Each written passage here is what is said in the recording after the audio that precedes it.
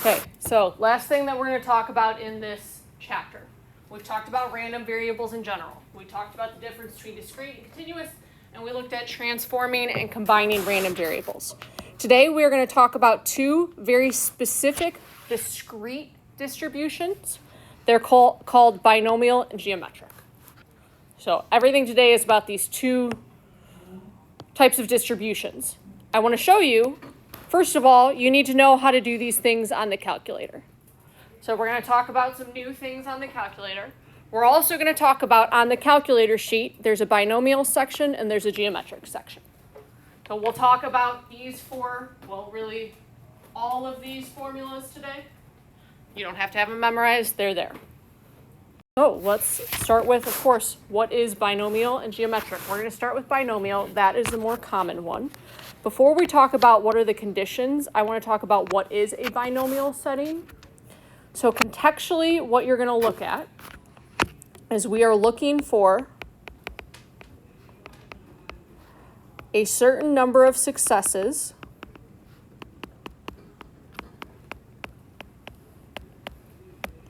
in a fixed number of trials.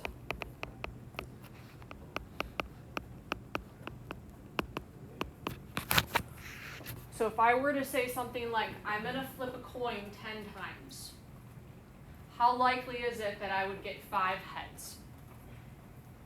That would be indicative of maybe a binomial setting. Because fixed number of trials, that's my coin flipping 10 times, and I'm looking for a certain number of successes. I said a head is a success.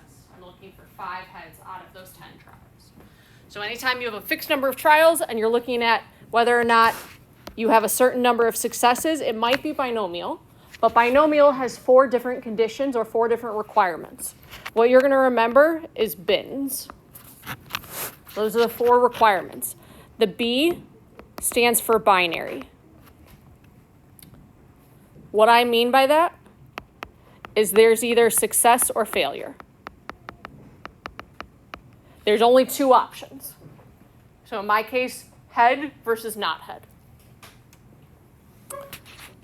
I stands for independent.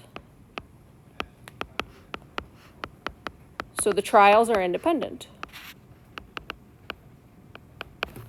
In the case of flipping a coin, each flip is independent of the next flip. N, this one's a little bit of a stretch. N stands for number of trials, in that the number of trials has to be fixed.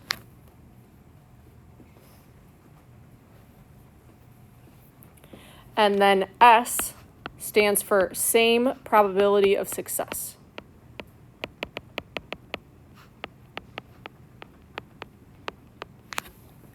So if I flip a coin, the probability on my first flip that I get a head is 0.5. In order for it to be binomial, that would need to be the case for every time I flip the coin. Okay, so what is a binomial random variable? I'm just going to write C above. So what we already talked about, you're looking for a certain number of successes in a fixed number of trials. Like we've been doing, oftentimes we're going to be looking at various probabilities. So in terms of what are the possible values, if I'm thinking about flipping a coin and the number of heads that I can flip, is that discrete or continuous? Discrete. So a binomial variable is always discrete. Possible values are going to be 0 on up to however many trials there are. So I could flip 0 head, 1 head, all the way up to 10 heads.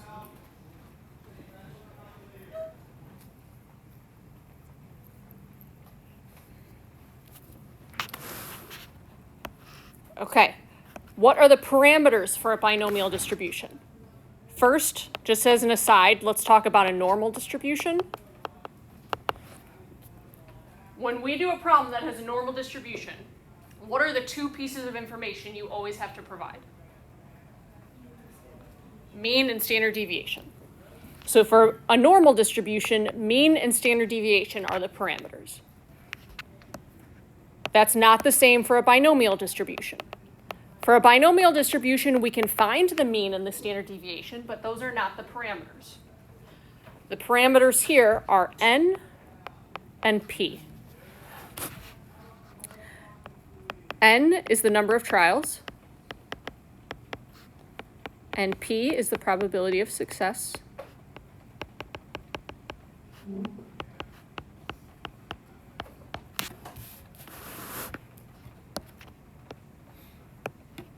So anytime you recognize a binomial distribution, you have to give n and p.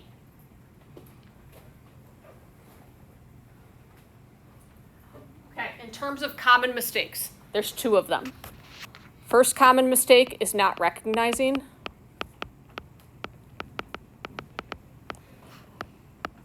A binomial distribution. This really tends to come up on multiple choice. So similar, like I said, with the transformations and combinations, that's what makes this unit difficult, is people tend to forget that those topics exist.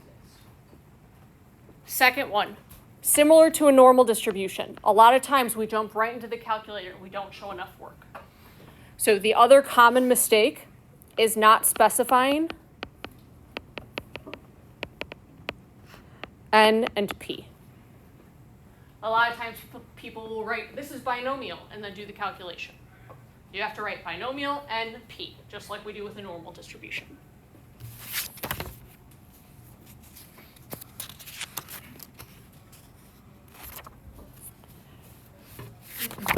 Okay, so before we even do any calculations, we need to be able to recognize when something is binomial or not.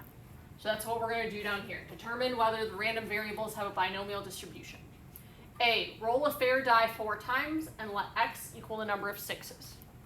So here's what goes through my head when I'm thinking, is something binomial or not? I ask myself, is there a fixed number of trials? And then do I have success or failure? If I have both of those, then I look to bins and make sure everything is true. So in this part A, roll a fair die 4 times and let x equal the number of 6s. Is there a fixed number of trials? Yes, how many? 4. Do we have success or failure?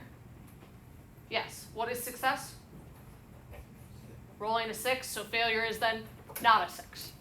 Okay, so then what we have to do is ask ourselves, is all of bins met? So B, is it binary? Binary just means success or failure. We've already gotten that. Are the trials independent? So if I roll the die 1 time, does that have any effect the next time I roll the die?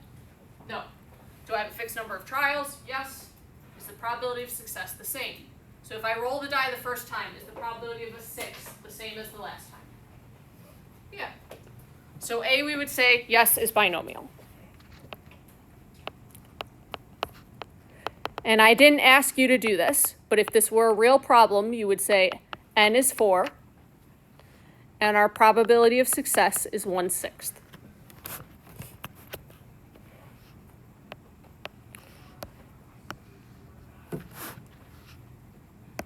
So then in B, shoot a basketball 20 times from various distances on the court.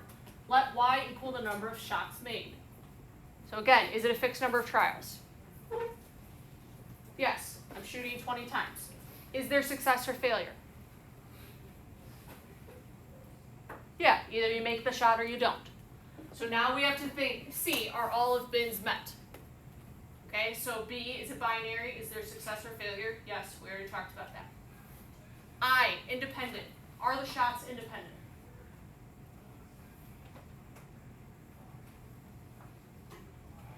Okay, Miss Colleen, our basketball player, what do you think?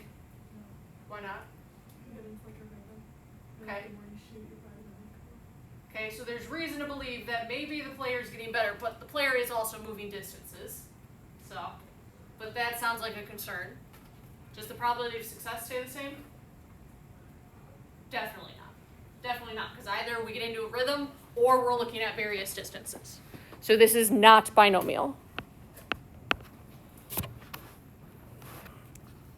And I'm going to say the shots are not independent.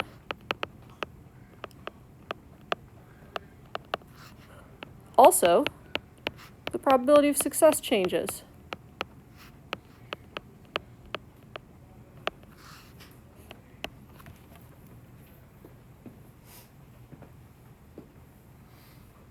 Last one, observe the next 100 cars that go by and let C be the color of the car.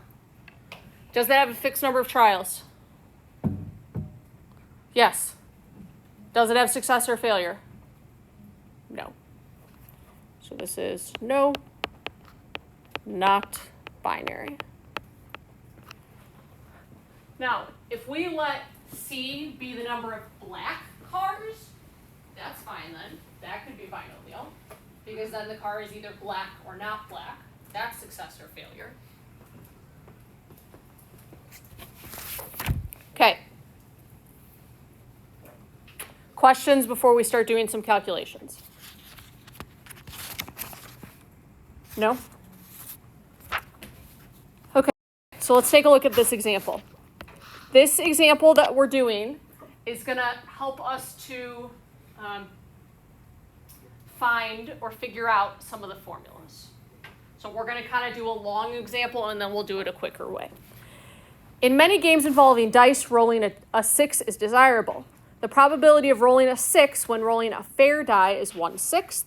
So we're going to let x equal a number of 6s when we roll 4 times. So x is binomial with n is equal to 4 and p is equal to 0.6, what we've seen before.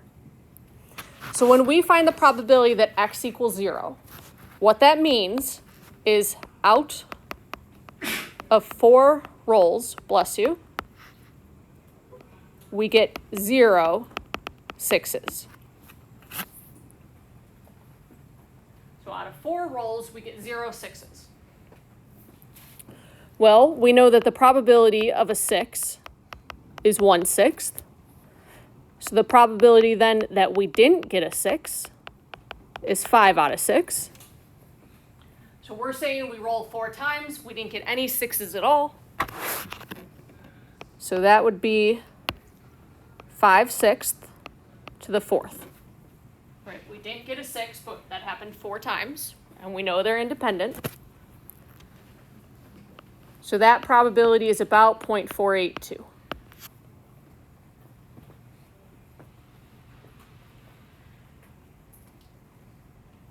So then if we look at the next one, what is the probability that x equals 1? So that means out of 4 rolls, we get 1/6.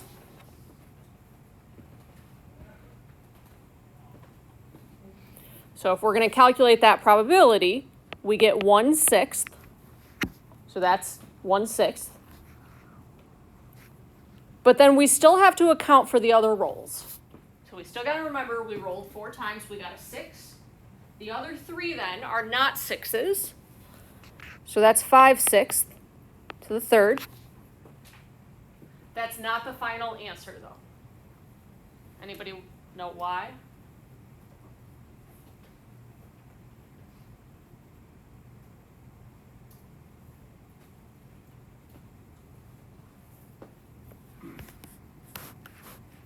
Okay, if we picture what we're doing, we have to take into account the fact that the 6 could be here, or here, or here, or here.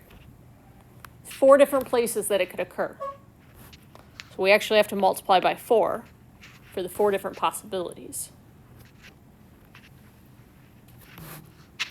So this ends up being about 0.386.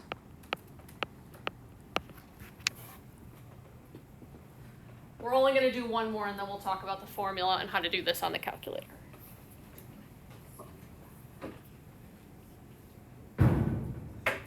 Okay, if we talk about x equals 2, so x equals 2, that means I got 2 6s, and then I got 2 numbers that were not a 6, but now we know we have to multiply that by something else. It's not just 4 every time. We have to think about what's happening here. So I roll 1, 2, 3, 4 times. Where could those 6s go? Well, they could go here, 1, they could go here, They could go here. They could go here. They could go there. That's it. So 1, 2, 3, 4, 5. Oh, they could go there. I think that's it. So there are 6 different possibilities. And I'm going to be honest, I didn't actually calculate that, so that's just what it would end up being. Okay, so let's talk about, in general, how do we calculate? And what we're going to do for this formula is we're going to look at our work here, and our work here, and see where is this formula coming from. So we're looking for the probability that x is equal to some number k. So this is just saying x is equal to k successes. So x is equal to 2 successes, or x is equal to 1 success. Okay, I'm going to leave that there for a minute. The first thing we noticed that we did above is we took 1/6 to the k power. That was our successes, right? So when x was equal to 1, we did 1/6 to the first. The rest of this was the failures. So the failure is 1 minus 1, well, I'm going to write that differently. So 5/6. Right, so here was our success, here was our failures. So the question is, how did we get that power? Well, what we did is we took the total number of trials and we subtracted the k value. So then lastly, how do we write this? This open set of parentheses accounts for how many different ways it could happen. So it's something in the calculator that will come up with this 6 or with this 4. You have not seen this before. It is called n choose r. N choose r. So if we write this in general, like how you're going to see it on your formula sheet, we're looking for the probability that x equals k, some k value. I'm sorry, not r. Make this a k. So in general, it would be n choose k. So that is just going to tell us how many ways can this happen.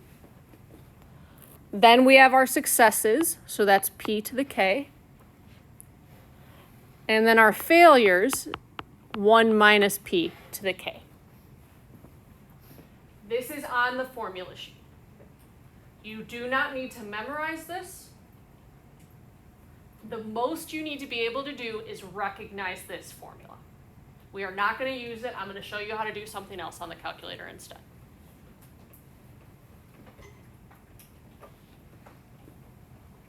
Okay, so let's talk about this example here.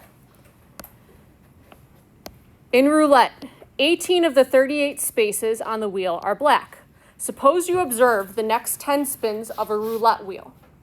What is the probability that exactly 4 of the spins land on black? Okay, so as I'm reading through this, what I would see is I would say 10 spins. As soon as I see 10 spins, to me that implies maybe this is binomial because it has a fixed number of trials. So then if we look at part A, what is the probability exactly 4 are black? So I'm going to ask myself in my head, is this binary? Yes, I land on black or I don't land on black. Are my trials independent? Well, I'm spinning the wheel again every time, so yes. Do I have a fixed number of trials? Yes, that's the 10 spins. And then is the probability of success the same? Yes, I'm looking for black, but I'm spinning again every time. So what you would be required to do in part A, we have to say, we're going to let x be the number of black spins out of 10.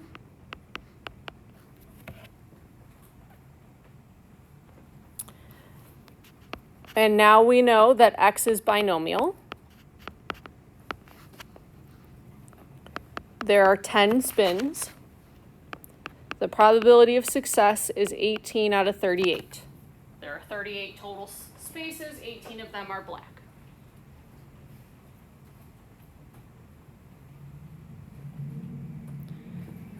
doing what we did before. We are looking for the probability that x equals 4. So if we use that formula in black just to write it, we're just going to write it. We have 10 spins, we want 4 blacks. The probability of success is 18 out of 38, and we have 4 successes. Everything else is a failure. So the probability of a failure is 1 minus 18 out of 38, and that will be 6 spins. What I just wrote right here is optional. You need to be able to recognize this.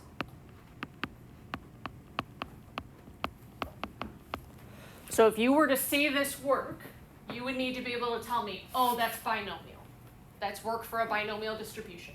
What I have in blue above, this is required. What I just circled, you don't need to write or you don't need to show. I'm showing it to you so that you recognize it next time. Okay, let's talk about how to do this on the calculator. Keeping in mind that a binomial distribution is like a normal distribution in that it's a distribution, where do you think you would go on the calculator? Second distribution. Go to second distribution. And initially, you're not going to see binomial, so keep scrolling down until you do. And there should be 2 of them.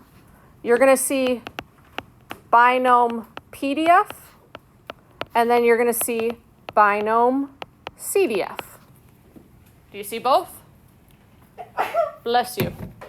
Okay, here's the difference. CDF stands for cumulative. That's not what we're doing. We are doing a single probability. So if you right now click binom PDF, on my calculator, it doesn't tell me what information to input. In a lot of yours, it probably does. So what you're always going to input, you're going to start with n, the number of trials. In our case, that's 10.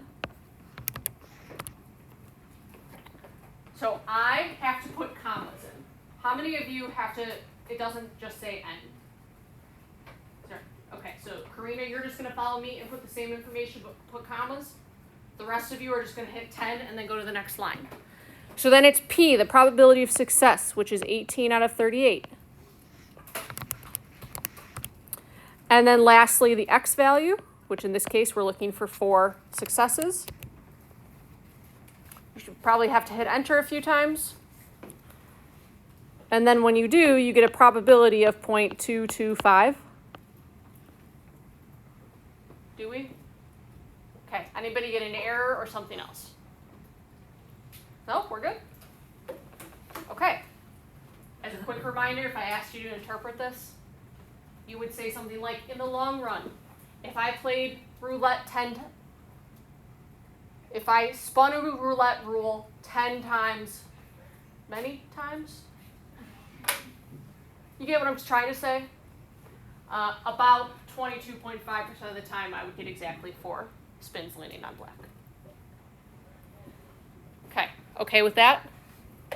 Okay, let's talk about part B.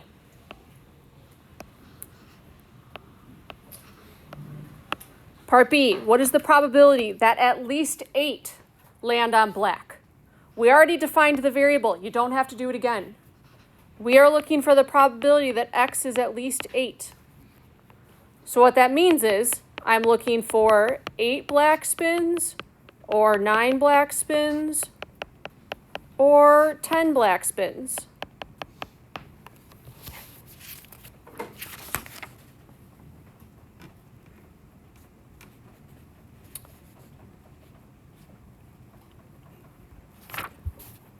Okay, let's be efficient though. Do you want to calculate 3 different things?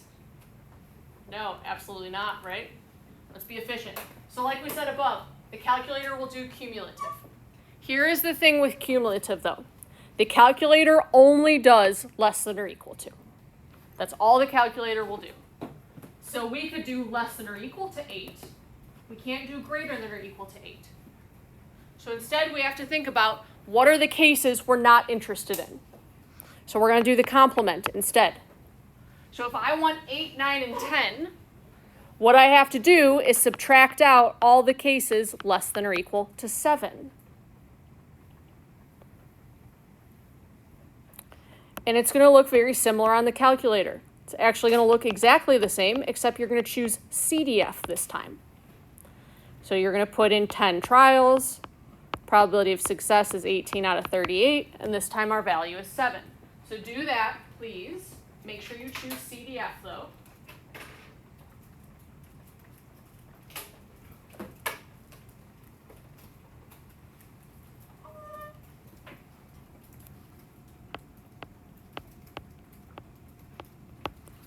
And you should get about 0.962. Can anybody confirm? Okay. Now we have to remember, though, what that just gave us. That gave us 7 or less black spins, which is not what we want. So the last thing that we're going to do is we have to subtract that from 1.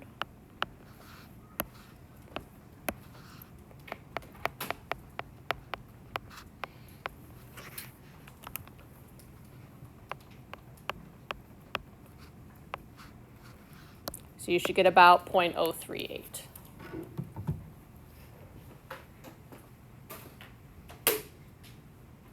Did we? Anybody get something different or an error?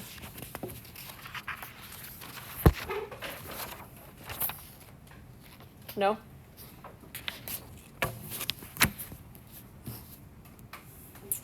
Okay, we're going to do a few more examples and then we will take a break. Does that work? Okay. Next page, a lot of this we've already talked about.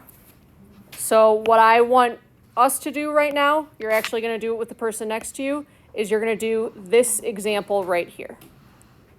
Is assuming that you have a fair coin, we are looking at flipping that coin 50 times, and we want to know the number of heads. What I want you to do before you calculate these probabilities is off to the side define x. So x is binomial, give the value of n, give the value of p. Find all 3 of those probabilities, please. So take a few minutes and then we will come back together. You can move desks or you can just turn to the person next to you, whatever is more convenient.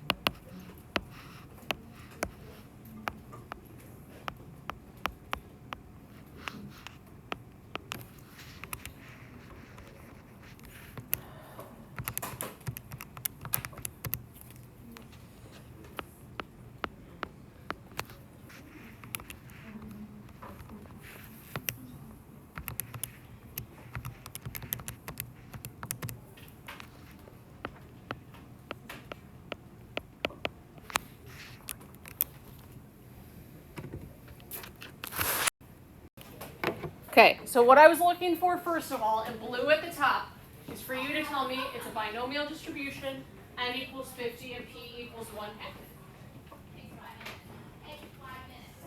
That is really the only work that you need. Well, you need one other thing I didn't show it though. What I have in red, you do not need. That is just to show you what I did in the calculator. PDF will calculate the probability at a specific value. So we have n is equal to 50, p is 1/2, and then x is 25. As soon as we get to a range of values, we're going to have to do CDF. CDF always does less than or equal to. So if we're looking for less than or equal to 18, great day, the calculator will do that. Just plug in 18. The Calculator will not do greater than 30 though. So we have to think about greater than 30, what does that mean? Well, that means 31, 32, all the way up to 50. So I have to do the complement instead, subtract out what I don't want. What I don't want is less than or equal to 30, which I subtract from 1. So I said there was one thing I didn't write that I should have written. What we do need to show for that last one is we did 1 subtract less than or equal to 30. That is considered our work. What would it be like for the second one, for the 18? Would it be 1 minus? There's no 1 minus anything. It's just that. Like, are you talking about showing work? Yeah, I'm talking about like the thing that you did for the last one. Like Oh, there is nothing. It's just this. Yeah, we don't have to use the complement or subtract anything from 1, so it's just straight less than or equal to 18.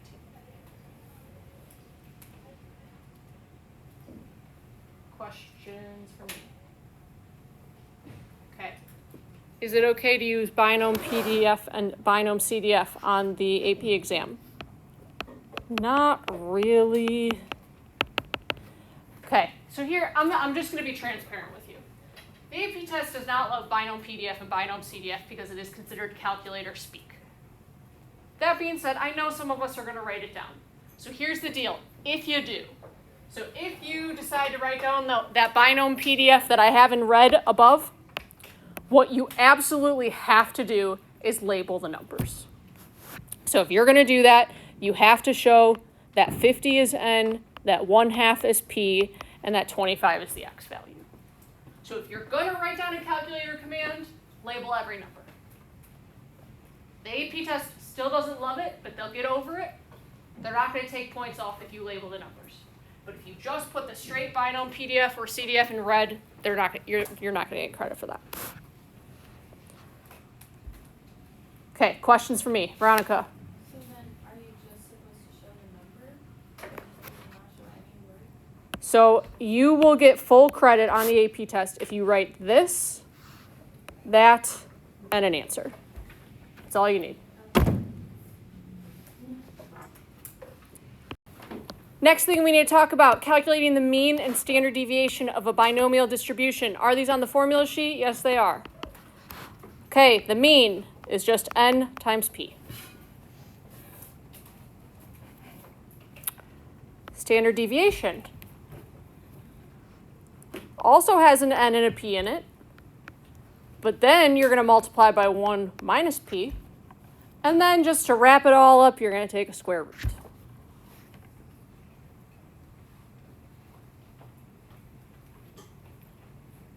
Okay, so let's look at this almost last binomial example. Let x be the number of the next 10 spins of a roulette wheel that land on black. The probability of black is 18 out of 38. Calculate and interpret the mean and standard deviation of x. So we're going to do same thing as we did before. X is binomial. N is equal to 10. P is equal to 18 out of 38. So if we wanted the mean, we would do n times p. So that is 10 times 18 out of 38. And I didn't do that already, so I'll tell you what it is once I calculate it. It's about 4.74.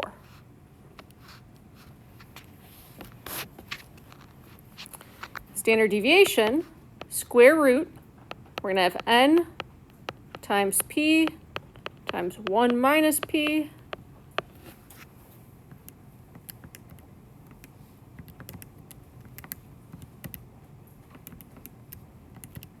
and that ends up being about 1.58.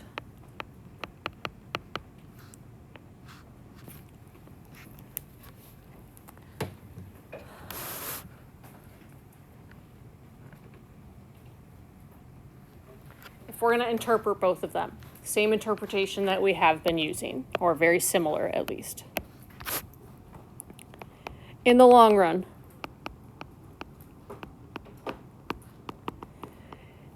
if we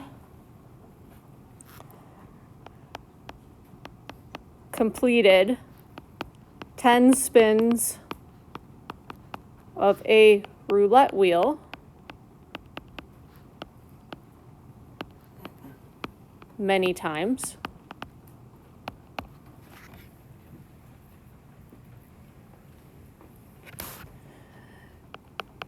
the average number of spins landing on black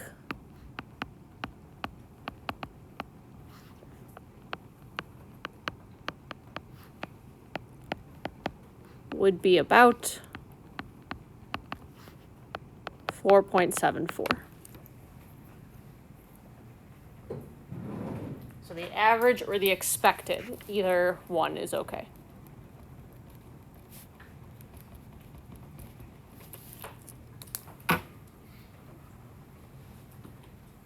And then if we interpret standard deviation, in the long run,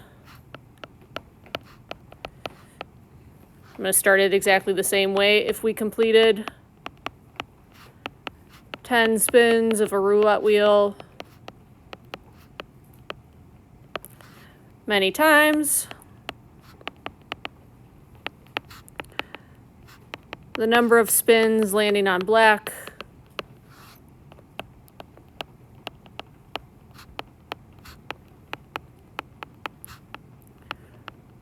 would deviate from the mean by about 1.58 spins. And I should have put units in my other interpretation as well. So 4.74 is also in terms of spins.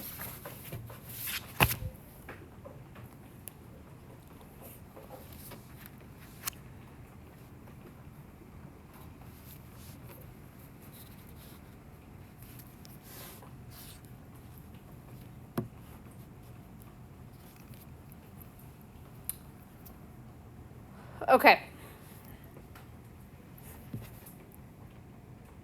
Questions before we do two last things with binomial, and then we'll do geometric. Okay. Last thing to talk about with binomial is what happens if we are sampling without replacement. Can we still use a binomial distribution? Well, if sampling without replacement,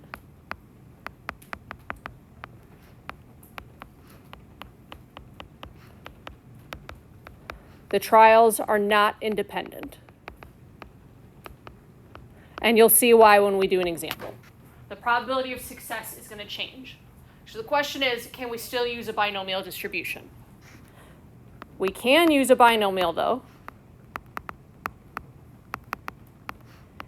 if the sample size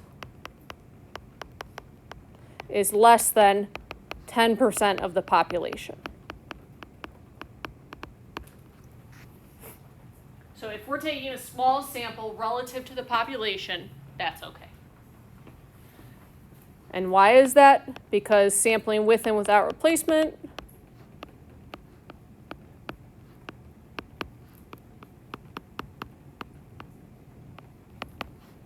are basically the same. But that's only because the population is so big. So if you're taking a small sample relative to the population, sampling with and without replacement are about the same. So in that case, even though it's not technically binomial, you can still use a binomial distribution. We'll look at one example and then we'll just move on.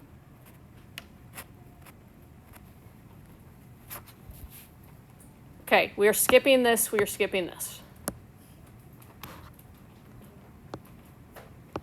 Last binomial is this one before we talk very quickly about geometric. I don't think we write about this one, but we're talking about a cereal manufacturer. So we're talking about a cereal manufacturer, and they are putting cards in each box of cereal. So every single box of cereal will have a card that has a NASCAR driver on it. There are the different drivers of Jeff Gordon, Dale Earnhardt, Tony Stewart, Danica Patrick, or Jimmy Johnson. The company printed 20,000 of each card, so there are 100,000 total boxes of cereal. If the person bought 6 boxes at random, what is the probability of getting 2 Danica Patrick cards? So as I read this, I see 6 boxes at random. That tells me this might be binomial. There's a fixed number of trials. So then I ask myself, is there success or failure? Yes, I get a Danica Patrick card or I don't. Now, here's where things fall apart. If we look at bins, is it binary? Yes. Are the trials independent? Probability of success the same? No. And here's why. The probability that the first card is a Danica Patrick card, well, there's 20,000 of those out of 100,000 cereal boxes.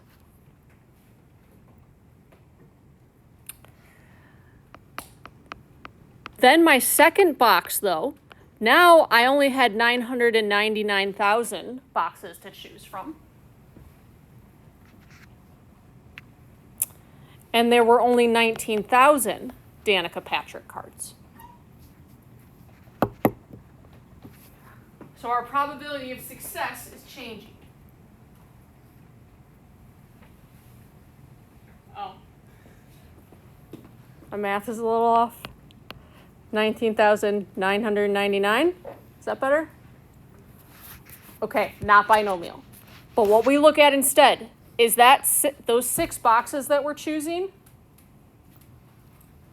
are they less than 10% of the population of 100,000 boxes? Yes. So what can we do? We can use a binomial approximation then. We can use binomial because our sample size is so small.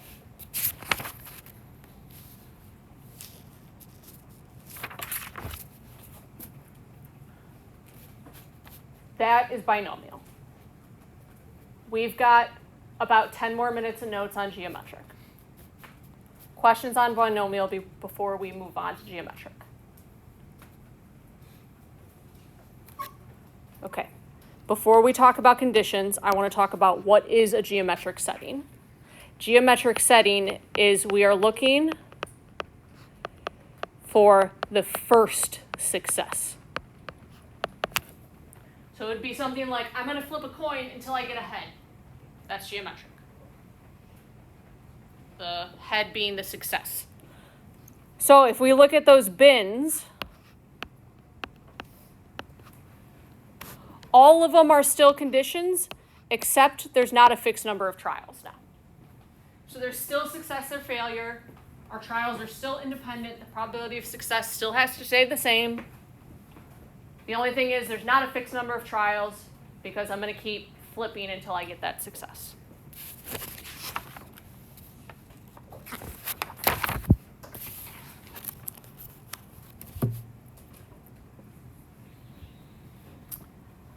Okay.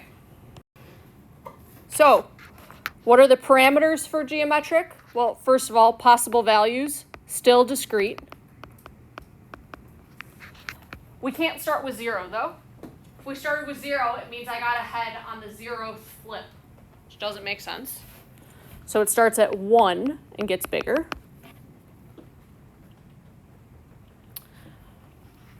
So we talked about binomial is defined by n and p. For geometric, n doesn't make sense, right? There's not a fixed number of trials. It just has p. That's it. So geometric only has p. So we will do one example, talk about this on the calculator, and then we're done.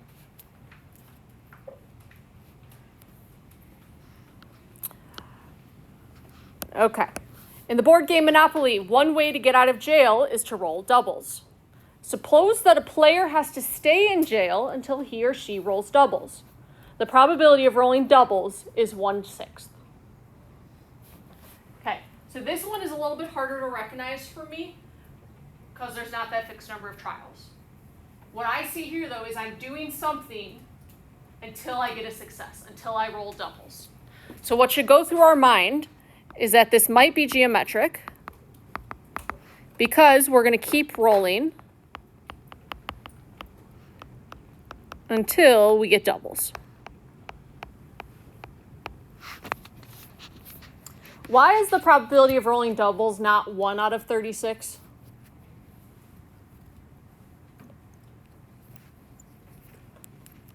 Because I'm going to be honest, that's what I was thinking in my head, and I was reading this like, oh, did I make a mistake? Why is the probability of rolling doubles not 1 out of 36? Veronica? Because you could get doubles for any of the 6 numbers. Right, I could get 1, 1, 2, 2, 3, 3, 4, 4, 5, 5. Okay, so then we think it might be geometric, so then we look at, is it binary? Yes, I roll doubles or I'm not. Rolling die are independent. That's true. Probability of success stays the same. So in this case, we are going to let x be the number of rolls to get doubles.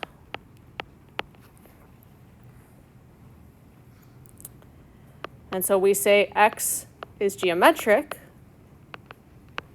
The probability of success is 1 over 6. There's no n this time.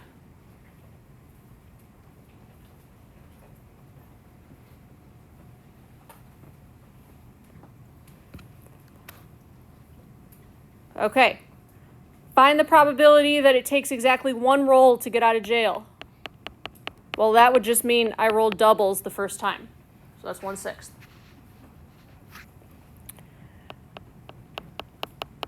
Two rolls.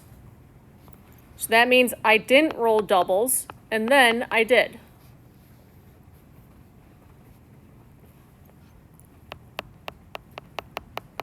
What about 100 rolls? Well, if it took me 100 rolls, that means I didn't roll doubles 99 times, and then I did. So I didn't roll doubles 99 times, then I did.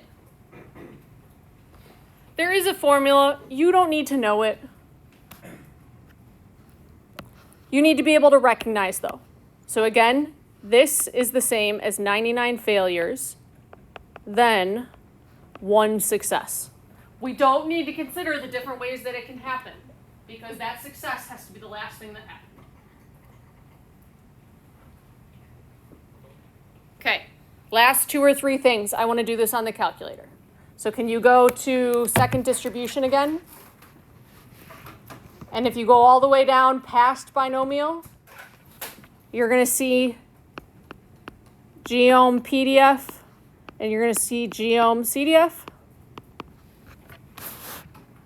Do you? So if we're doing this x equals 100, that's going to be a PDF. Same reason as before, it's not cumulative. So I would do geom PDF. Generally, it was NPX, right? That's what it was for binomial. We don't have any n anymore. So you're just putting in p and x. So 1/6 and 100. And it should give you a very, very small number. 2.4 times 10 to the negative 9th. You guys get the same thing? Right, please don't write 2.4 because we should know that 2.4 doesn't make sense as a probability. CDF works the same way. It's only going to be less than or equal to. Last thing to tell you is that the mean and standard deviation formulas are on the formula sheet.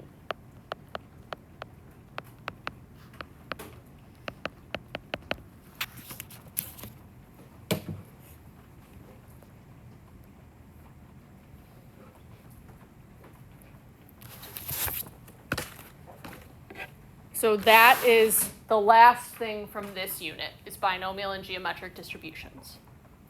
We now know how to do it on the calculator. We know it's on the formula sheet. Again, what I want to remind you is formula for binomial you have to be able to recognize. So you don't have to be able to use it, but you have to be able to recognize it in multiple choice. And then the other thing I want to remind us of is people have a tendency to have trouble recognizing when something is binomial or geometric. So that's what we need to do, pay particular attention to as we're doing our homework tonight. Questions for me?